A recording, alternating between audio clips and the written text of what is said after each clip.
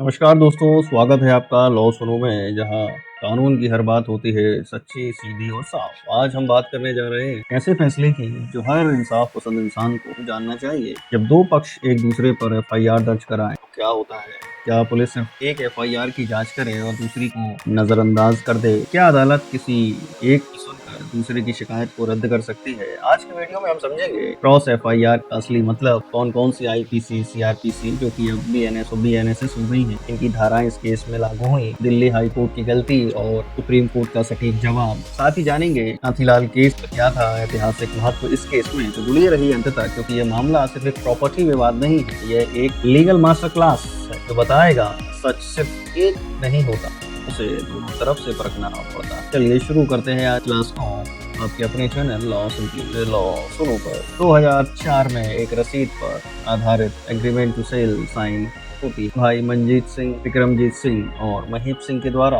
पुनीत बेरीवाला के साथ। मामला है दिल्ली का हाई वैल्यू प्रॉपर्टी का। पृथ्वीराज रोड 28 करोड़ में डील होती है। पैसा भी ट्रांसफर होता है, लगभग 1 करोड़ 64 लाख। लेकिन सालों बाद पता चलता है कि जमीन पहले से ही पंजाब एंड सिंध बैंक और SREI फाइनेंस के पास गिरवी है। जब पुनीत बेरीवाला ने एफआईआर दर्ज कराई तो कुछ समय बाद उल्टा भाई मंजीत सिंह ने भी एक काउंटर एफआईआर दर्ज कराई और कहा कि पुनीत के पास जो पैसे की रसीदें हैं वो फर्जी हैं। हाईकोर्ट ने पुनीत की एफआईआर को रद्द कर दिया। फिर मामला पहुंचा सुप्रीम कोर्ट में। अब समझेंगे कि आईपीसी और सीआरपीसी की कौन कौन सी धाराएं लगाई गई। आईपीसी सेक्शन 420 जो बात करता है चीटिंग के बारे में, जो कि बीएनएस में 318 हो गई। दूसरा हम बात करेंगे सेक्शन 467 जो कहती है वैल्यूएबल डॉक्यूमेंट्स की फोर्जरी, जो बीएनएस में 338 हो गई। 468 जो कहती है चीटिंग के लिए फोर्जरी, जो बीएनएस में 336 हो गई है। 471 पोस्ट डॉक्यूमेंट का यूज, जो कि बीएनएस में 340 हो गई है। आईपीसी सेक्शन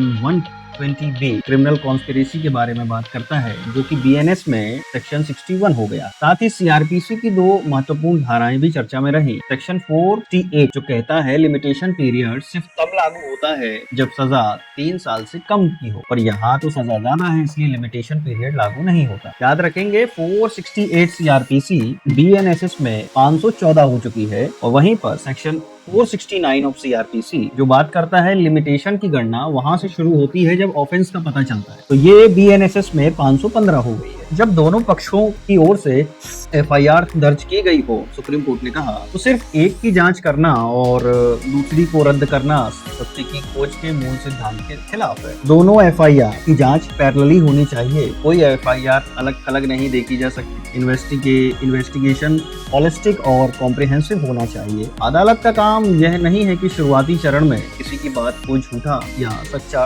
ठहराया जाए। सुप्रीम कोर्ट ने नाथीलाल वर्सेस स्टेट ऑफ यूपी 1990 का रेफरेंस लेते हुए कहा कि क्रॉस जो केसेस होते हैं ये एक ही जज के द्वारा एक के बाद एक सुने जाने चाहिए, जिससे कि निष्पक्षता बनी रहे। इस तर्क को अब क्रॉस एफआईआर की जांच पर भी लागू किया गया। अच्छा, समझेंगे कि जो दिल्ली हाई कोर्ट था उसने कहा कि एफआईआर देर से दर्ज करी गई थी, तो सुप्रीम कोर्ट ने जवाब दिया कि जब तक किसी को धोखे का पता नहीं चलता तब तक समय की गिनती शुरू नहीं हो सकती। पुनीत को 2021 में असली सच का पता चला तो उन्होंने 15 दिन के अंदर शिकायत दर्ज करा दी, तो डिले का तो तर्क टिकता ही नहीं है, तो एफआईआर क्वाश होनी नहीं थी। सुप्रीम कोर्ट ने दिल्ली हाई कोर्ट के फैसले को पलटते हुए पुनीत की एफआईआर को दोबारा बहाल कर दिया और एक अहम सिद्धांत दिया। क्या? क्रॉस एफआईआर की जांच हमेशा दोनों पक्षों की होनी चाहिए, सिर्फ एक को चुनकर जांच करना इंसाफ नहीं है। यह फैसला पुलिस, वकील, अदालत सबके लिए एक दिशा निर्देश है कि सच्चाई की तलाश अधूरी रहती है अगर आप सिर्फ एक ही पक्ष की बात सुने। तो दोस्तों, इस फैसले से